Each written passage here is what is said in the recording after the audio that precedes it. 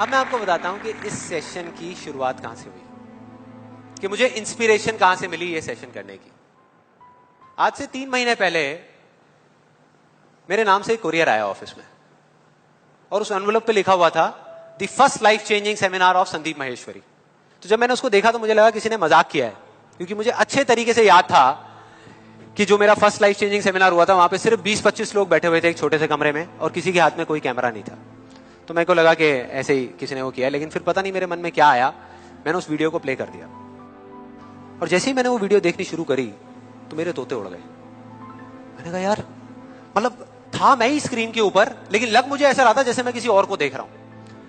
और देखता रहा। जैसे ही वो वीडियो खत्म हुई उसी टाइम मैंने ये ठान लिया, मैंने ये डिसाइड कर लिया कि अब चाहे कुछ भी हो जाए, अपनी लाइफ के इतने बड़े फेलियर को मैं अपने तक नहीं रखने वाला, इसको शेयर करूंगा पूरी दुनिया के साथ। और आप में से कुछ लोगों को याद भी होगा, मैं अपने इस एक्सपीरियंस के बारे में पहले भी आपको बता चुका हूं कि जब मैं पुणे के एक MBA कॉलेज में गया था और वहां जाकर के ब्लैंक हो गया था। याद है? कितने लोगों को याद है? याद है। तो तब मैंने आपको बताया तो था लेकिन दिखाया नहीं था, क्योंकि मेरे पास में कुछ था ही नहीं आपको दिखाने के लिए, कोई वीडियो नहीं थी। तो आज मैं आपको दिखाने वाला हूं कि एग्जैक्टली तब क्या हुआ था।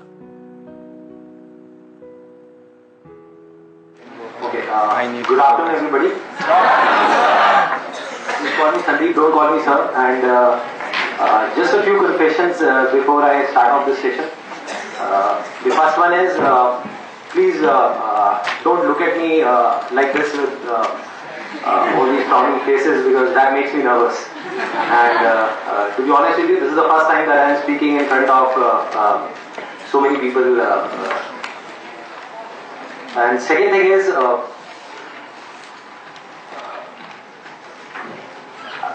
I'll be not talking about the theory part of it. I'll actually focus more on the practical side of how I did whatever I did. Okay, the second confession, which I forgot, that is. To be honest with you, I can speak in English, but the problem is you may understand what I am talking about, but I won't be able to understand what I am talking about. So it's better if I talk in Hindi. So. Then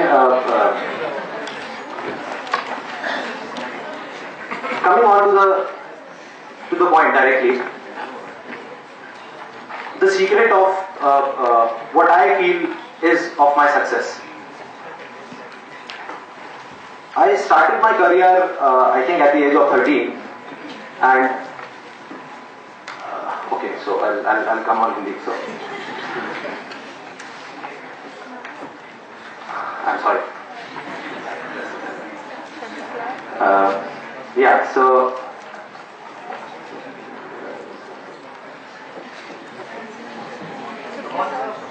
yeah, I'll do it. Images bazaar. Start कर सकता हूं तो ये भी कर सकता हूं, so I think it's not that big a deal.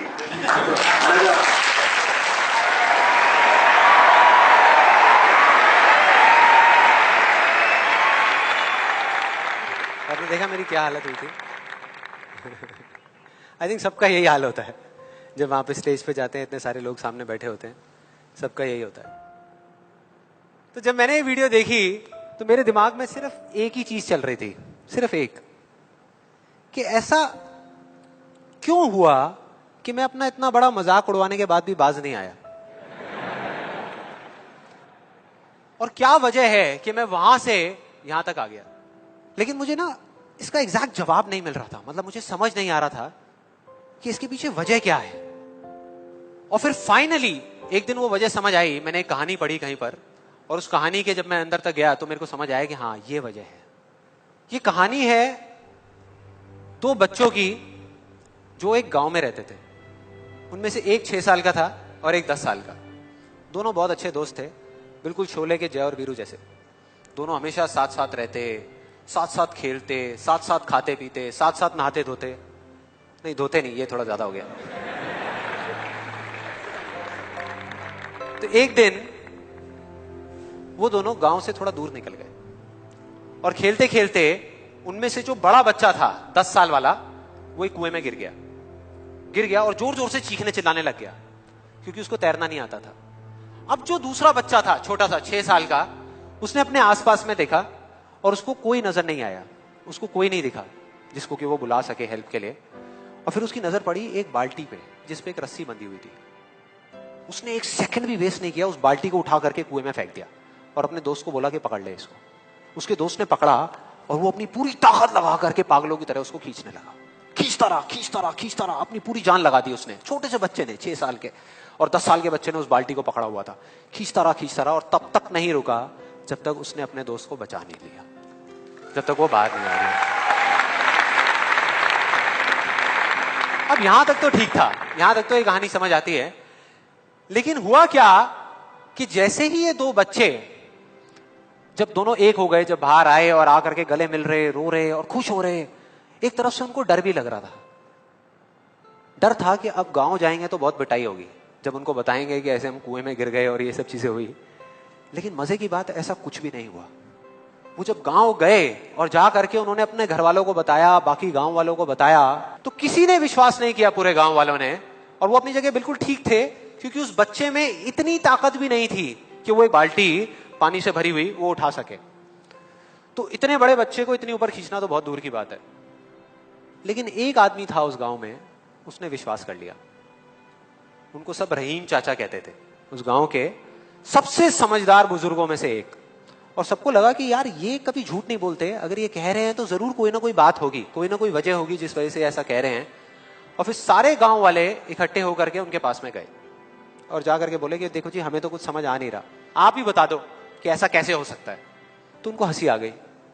वो बोले कि यार इसमें मैं क्या बताऊं, वो बच्चा बता तो रहा है उसने कैसे किया।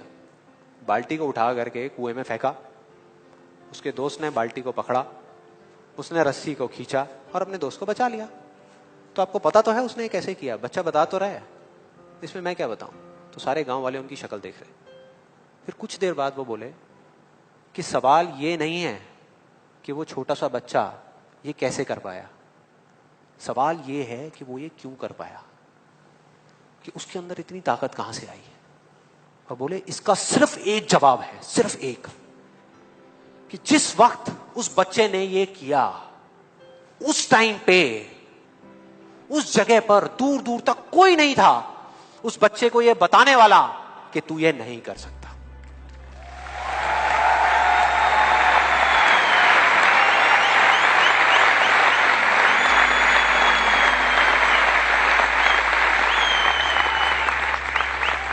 बोले कोई नहीं था, कोई नहीं, यहां तक कि वो खुद भी नहीं, वो खुद भी नहीं।